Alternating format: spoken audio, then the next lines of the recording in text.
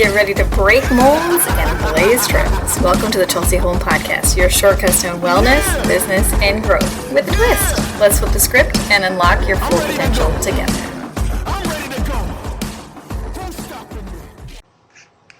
Burnout. Is it really burnout? I was mistaking what I thought was burnout for years.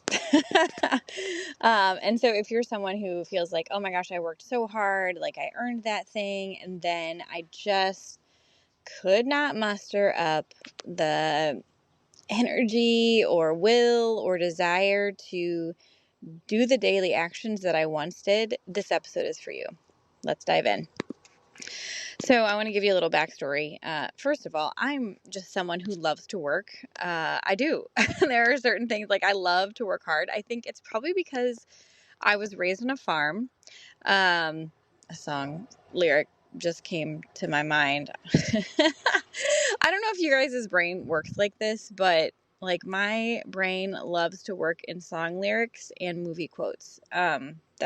So anytime someone says something, my brain always goes to either a movie quote or a song lyric. Anyway, so I was raised on a farm, and so we worked really hard. Like that was just a normal daily way of life for us. And honestly, I think it's probably one of the things I'm most thankful for in my childhood is that I had that opportunity to live and work on a farm, because like we took pride in our work too. Like it wasn't, I mean, there were days where we were like, I do not want to get up and feed the animals today. I just don't want to. It's hot outside, or it's snowing outside, or, like whatever.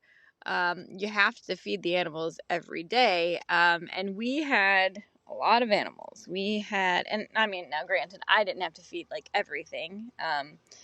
My stepdad and my mom took care of most things, but like we had horses, we had cows, we had pigs, at one point we had goats, we had chickens, we had rabbits, and then of course we had like cats and dogs. But I think that's all we had. We also had a pond with fish in it. So, but I don't remember feeding them. I don't know. Anyway, but I do remember a couple of times we did, but it doesn't matter to the story. So we worked hard. And I remember being a little girl, like probably Emma's age, like around 10, carrying 2 5-gallon buckets full of feed up to my steer named Sebastian. May he rest in peace. I got over 800 bucks for him and sold him faster than you can say Bob's your uncle. I mean, come on. When you tell a 10-year-old you're going to get over $800 for this steer, you say, see ya, you kiss him on the nose, pat him on the butt, and bye. Give me that check, right? But I remember carrying these 2 huge buckets full of feed, like so heavy. Honestly, I don't know how heavy they were, but they were heavy. And the way that our property was set up, I want to say we had about 5 to 7 acres. But we were on a hill, and then the pasture, you had to walk down a hill and then up a hill to get to the area. Actually, it was a pig pen that we turned into a place to keep my steer. And let me tell you, prepping that, like in order to show a steer, I actually had to prep the former pig pen. Okay, like I had to get the stall ready, and this stall hadn't been cleaned maybe ever. So there were probably like 2 to 3 feet deep of pig poop layered from years. And I remember shoveling that thing, and it was hot. I mean, it was like the middle of summer, and there's like no airflow through there. I remember dripping sweat. Again, 10 years old, okay? 10 years old, and doing this because I wanted to show a steer. I wanted to be in 4-H, and I wanted to do that. And so that was part of the process. Like I had to get the area ready. And so like I knew how to work hard, and I think that has really served me well in life, in the sense that like I'll show up, I'll take action, I'll do the things that are necessary. But, oh, there's a train. It's so funny. We get used to it. Like, I remember when we first moved into our house, we heard it all the time, and now, like, we rarely hear it. But that was really loud. Now I'm hearing it, and you're hearing it too. So even, I think, like, that's been really helpful for me. But at the same time, on the other side of that coin, it has been a challenge in the sense that, you know, I had to work hard no matter how I felt. And that is true. We shouldn't let our feelings dictate the way we show up, because there's going to be more days than not that we just don't feel like it, but we still have to do it anyways, right? But a layer of that can be not being super emotionally healthy, right? Like, just shoving down all of the emotions and how we're feeling. And yeah, it can be quite a challenge. And so I think that's been something that I have really struggled with. And, I'm sure if you're a high-speed mom, you're out there and you're an achiever too. That's something that you struggle with as well when you're honest with yourself. Now, if you're someone who, like, can totally manage your emotions and manage your stress, and you're, like, super in tune with how you're feeling and you're able to express it, like, send me a message, because I need all the help I can get. That is one area that I am continually working to grow in. And it's just been the last, like, several years where I've really worked, put some focus in that area, because you can't avoid everything and then expect to be emotionally healthy. Like, that's not a thing. They can't coexist together. And so, okay, so all this backstory to tell you that, like, the way that I built my network marketing business was very similar. Like, I worked hard, I showed up, I did the things to figure it out. I had a lot of events where nobody showed up. I had, you know, months where I worked really hard and didn't have the results to show it. And, but I learned so many valuable lessons through that. And honestly, that's where my signature course came from, was all of the valuable lessons, all of the timeless principles that I learned over the time of building my business, building it strong, building it timeless, and not focusing on these ever-changing strategies and thinking that a strategy was going to solve my problems, when really what I needed was to get to the bottom line, like the thing that's under the thing that's actually the thing, right? And so, I want to take you to, I think it was 2016, or maybe it was 2017. I can't remember the exact year, but I was sitting in the conference. I remember it very specifically. It was cold.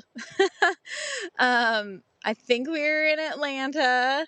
So it was super hot outside, but super cold in the conference center. And it was like this crazy, like, there was construction. So what was supposed to be like a 5-minute walk between our hotel and the convention center was like a mile. And half of it would be outside in, like, sweltering Georgia summer sun in August. And then half of it would be inside in air conditioning. And then you would go and you would sit in, the conference room, like, huge, right?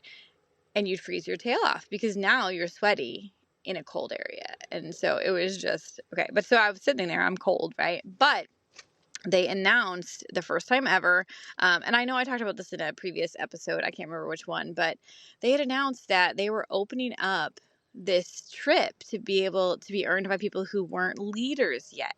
So it was based solely on volume, on recruiting, and so that meant it was 100% in my control if I earned that or not. Like, I didn't need to advance in rank. I didn't need to have anyone on my team that was working. It was me. Like, I could do it on my own shoulders, right? And I remember that moment of, like, it was almost like deep, like holding, like looking at myself in the mirror, like, I think I can do that. Can I do that? I can do that. I'm gonna do that. And like, I just remember that overwhelming, like, it was like a total body, like, transformation. I'm listening to this in real time, right? Like, as they're announcing the qualifications, and I'm going through this, like, these stages of, can I do this? I think I can do this. I can do this. I am going to do this. Like, I am going on that cruise. I'm earning this trip. And so, I went home, and I love a good tracker because it keeps me on track. Hello, that's why it's called a tracker. And so I actually, like, I did this whole, like, thing. Like, I had circles for every single person that I was going to recruit as a customer or sign on as a customer. I had circles for each person I was going to have join me in the business. I had the volume goals, like, it was mapped out like in like a thermometer thing where you color it in as you get closer and closer to that. And I got to work, like, I had a plan. And here's the thing though, I went into that conference already in action. Like, I was already doing the things, so it's not like I was just like, oh, I just started my business. Actually, it would have been easier if I just started my business, because when you first start your business, you have excitement, right? But I had been building my business at this point for 3 or 4 years. 3 or 4 years, I think. And I had been first rank leader without leaders under me for like at least a year or two at this point. And maybe it was like 3. I don't know. Doesn't matter. Details, right? It doesn't exactly matter. And, and I did it. But here is the thing. Like, when I look back, like, I was working, but it's not like I was like pulling all-nighters every single night and burning the candle at both ends and like killing myself to do this, right? Like, I wasn't in like a high stress. Like, I loved it. Like, it was so fun. Like, it was like going on an adventure and being like, adventure is out there and I'm going to find it, and doing it every single day, showing up no matter what. But here's the point where burnout, I thought, happened, but actually was something completely different. So it was December 31st, last day of qualifications. I had one more customer to sign on to check off all of my bubbles, hit my volume, and earn this trip. And December 31st, 11:59, I'm upstairs in a dark dining room on the phone with like my earphone in, signing up this customer who is still with me today, and she's so amazing. I just love her. And it was one of those sweet things where, like, she wanted to join for a long time and just hadn't yet.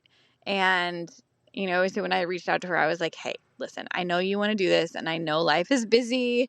I'm working towards this trip, and I know that you love to help people, so like, is now a right time for you? And she was like, yeah, like, let's do it. And like, it was so exciting for her too, because she's like, oh my gosh, I'm like the one that's helping you do this. And it was such a sweet moment, and like a no pressure zone. And I just love that. Like, that's totally my style of like, I want people to be able to say yes, like this is what I want. Like, I really believe that this is going to help me. This is going to answer the problem that I'm having. This is the exact solution I've been looking for and just haven't been able to find yet, whatever. Right. So like, it was a sweet moment, but there was this underlying issue going on in this moment of my family's all downstairs celebrating, bringing in the new year, and I'm not there. And, I got off the phone. I knew I had earned this trip, and it was just this weird sensation that like washed over me in that moment of like, nobody's celebrating with me. Like, nobody's here celebrating with me. And it's like, I worked really, really hard, and yet kind of seemed like a letdown. Like, and then I go on this trip, and there was a handful of us that had earned it this way, but most of the people who'd earned it the traditional way of being a leader and having people on their team and whatever, did the normal qualifications. And so there was a layer too of like feeling like an imposter, like a fraud. Like, I earned this a special way, instead of stepping back and looking like, I earned this a special way, gosh darn it. And that's amazing. But it was just like all this weirdness that went into it. And so I was just recently on a call with my coach, my 10X coach, and she actually pinpointed this for me. And And I realized in that moment, it wasn't burnout that I experienced. What I experienced was a conflict in my values, which is my family is, it's God, my family, and then my business, right? I experienced a conflict in my values of family and business. They were not, I don't want to say they weren't playing nicely together, but they just weren't playing together. Like, all of a sudden my business became very compartmentalized of like my family is over here and my business is over here. And like I can't integrate. Like they're not, it's not that I couldn't, it's just they aren't integrated. And it felt very off, very disconnected. And in that moment, my brain assigned a story of my business. Like I have to build my business around my family, not integrated with my family. And so from that moment on, all of the actions that I had been taking that I told you I love, that I never felt like I was tired of doing, that I could do all day long. I'd probably be dead and still be doing it like in heaven. Just kidding. Because we'll have perfect bodies, but and no sickness and no inflammation and no low energy or anything. But I kid. All of a sudden I couldn't find the reason or the will to do those actions anymore. And it was like everything almost came to a halt. And I moved into 100% maintenance mode. And here's the cool thing though. I mean, I had been building my business now cumulatively for about 4 or 5 years. So it was about 4 or 5 years. Then COVID lockdowns. And everything moved online. And because of the way I built my business, that I used the tool and the technique of social media to connect with people no matter where I was or living at the current time, right? Because we're a military family. Because I had already done that for years, I was positioned very well for something like COVID because it's something that I had already been doing and using. And I was able to just, lean in more. But when it came to the actual like needle moving actions of having conversations, inviting, like doing events where I excitedly invited on a pretty big scale, like I just wouldn't. Like it was almost like this thing where like I would put off inviting into the last minute and I would busy myself with all the other things like creating the event or making a graphic or like all these things, right? That like you need to do, but they're not like if you don't have anyone that's going to be at the event, like that's a waste of time, right? Like if you're not actually bringing people in and converting them to customers, then what really is the point? Then you're just looking busy, right? You're working, you're busy, but you're not actually producing results. And so I like got into this funk of that. Now, thankfully, again, because I had spent all these years working and doing the things, I had already had conversations. So it's like I wasn't starting new conversations. I was continuing old conversations because that's easy, right? So I was doing all the easy things, but I wasn't doing the necessary things to continue growing. I was doing more of the deepening, those kinds of things. Anyway.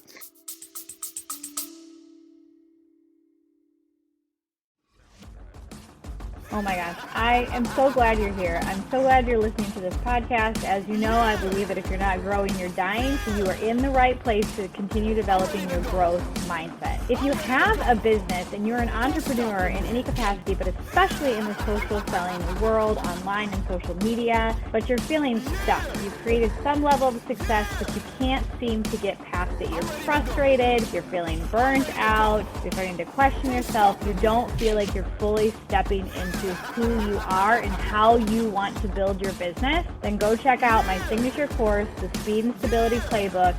and you're going to get timeless principles that are going to be funneled through your strengths so that you can show up and build your business exactly like you want and not how someone is telling you to, so that you can work on the mindset of becoming the person that already has the things that you're looking to create, and being able to do that and generate that through any strategy that aligns with you.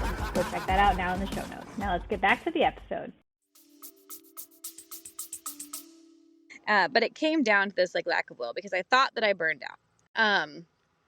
And so actually I launched in rank 3 ranks, because 2 people joined my team pretty close together, and both I was able to help to, get to their first rank rather quickly in comparison to my journey. I mean, it took me 2 years, took them a year or less. And so, but and then I moved fully into this coaching mode, which I love coaching. That's why I do one-on-one coaching.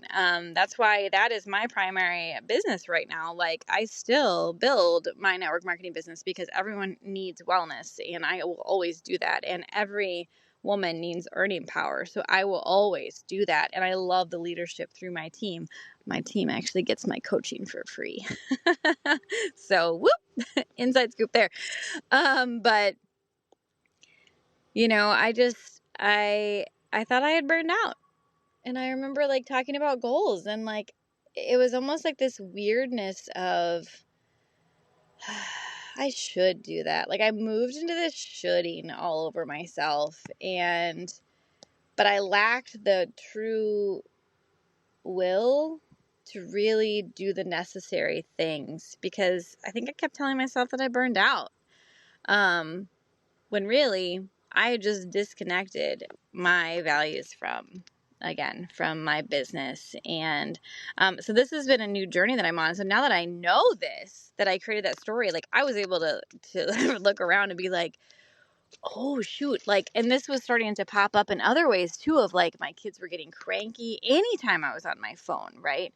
And I'd be like, but I'm working on my phone. Like, I'm not just on social media scrolling mindlessly or watching TikToks. Like, I'm actually like, doing the things and building my business. And, when I'm sitting at my desk, I'm doing things. Like, I'm not, and it was almost like this originally when I had first started my network marketing business, like like the disconnect with my husband and I on this, it was more about a time issue and not seeing the results. Like, he wasn't seeing the results immediately. And so we had a lot of dissension there, and I just decided to prove him wrong. And thankfully I did, because I'm someone who shows up and does the work, and he obviously now supports me. But at the time when I first started, he didn't really, like in those first several years, he didn't really support me. And, if he's listening to this, he totally owns that. And we've had lots of conversations about that. But,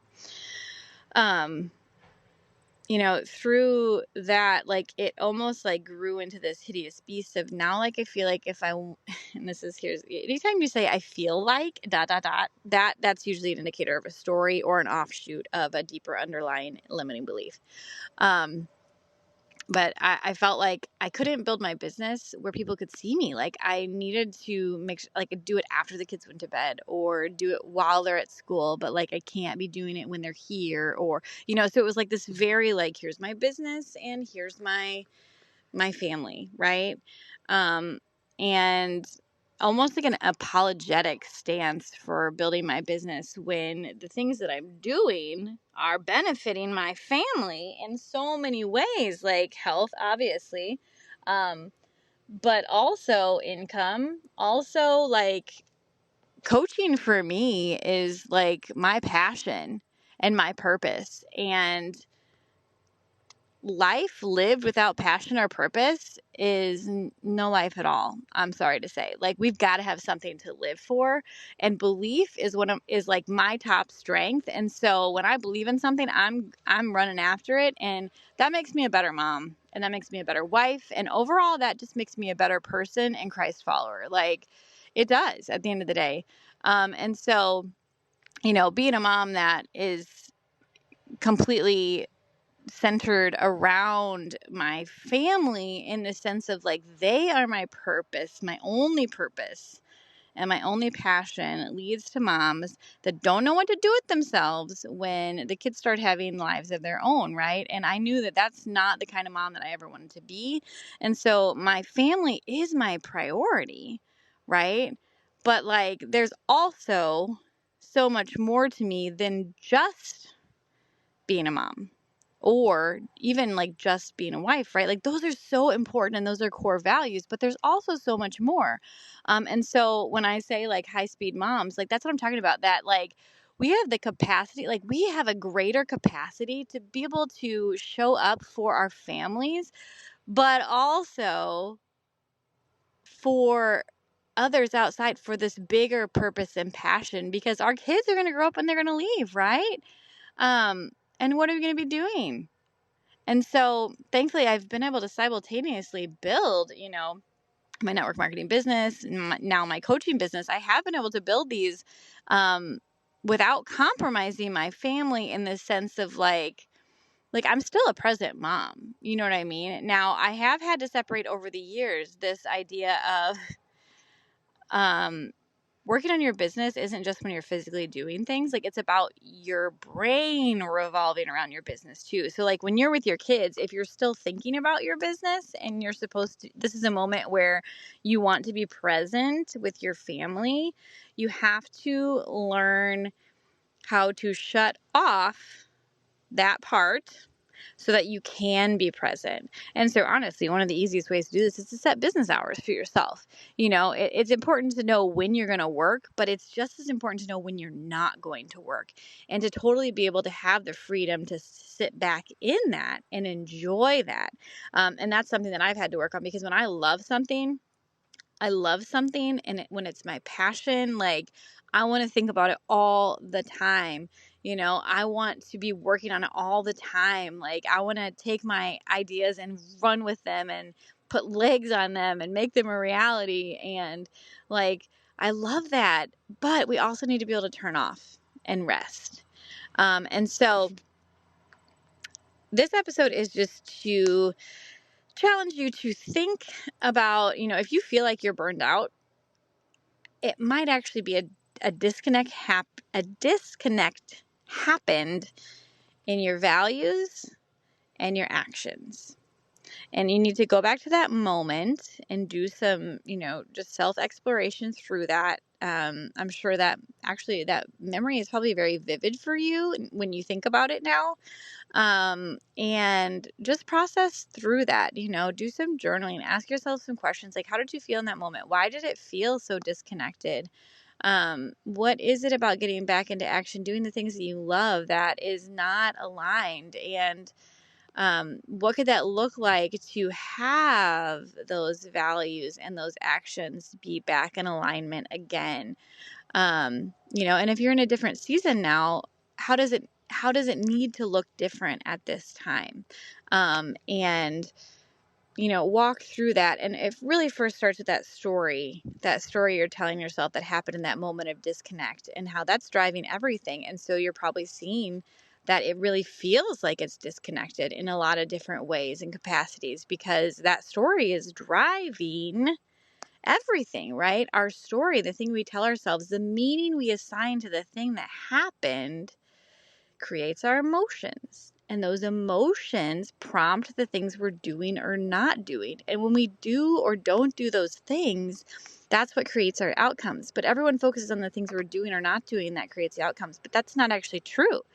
It's what we're telling ourselves. It's what we make the facts mean about us, right?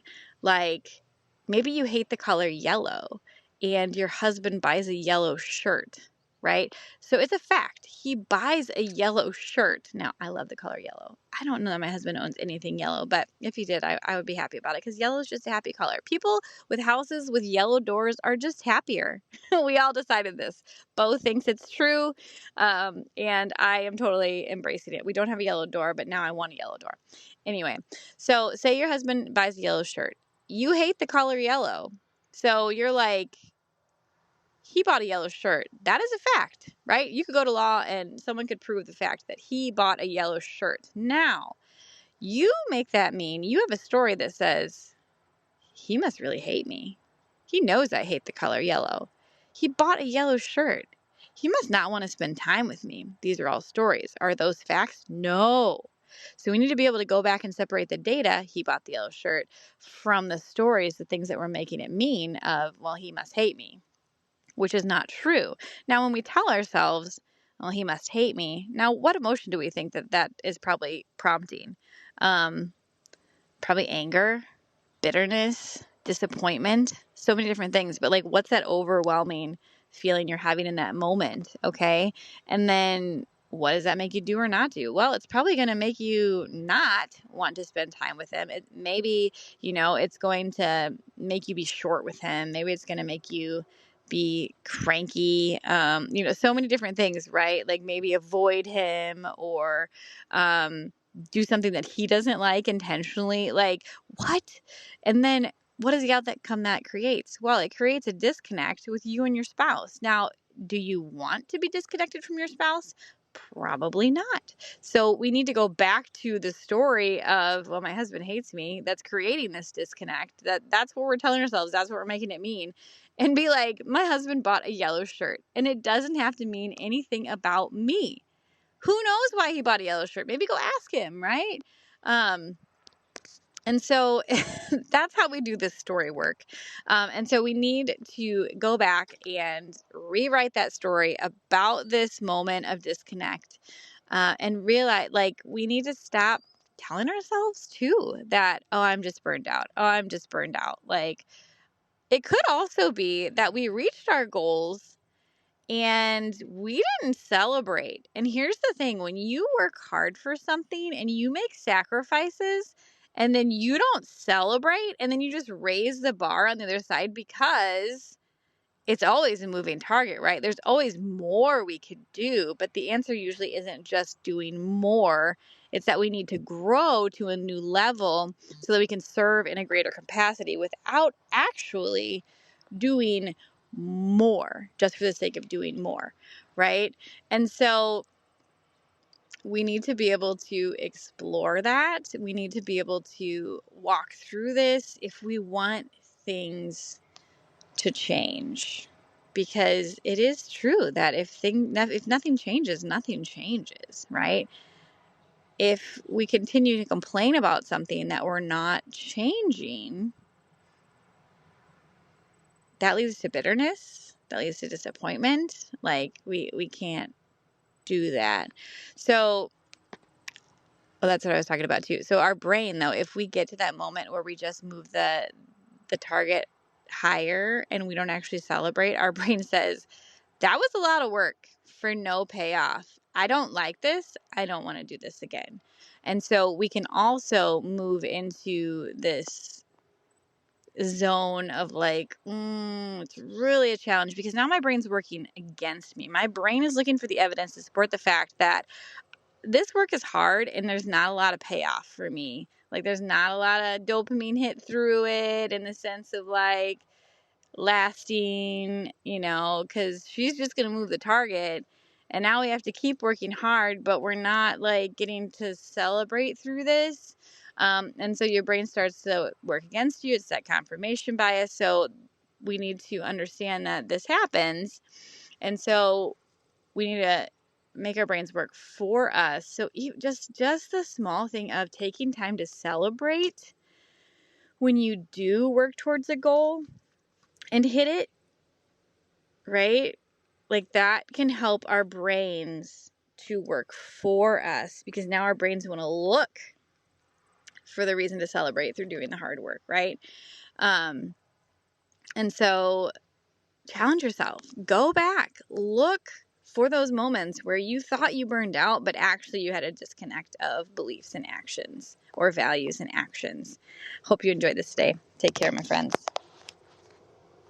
Thanks for joining the Chelsey Holm podcast journey. If you've enjoyed challenging the norm and embracing growth with a twist, share the love. Don't forget to subscribe. Until next time, keep defying expectations and keep leaning into who God made you to be.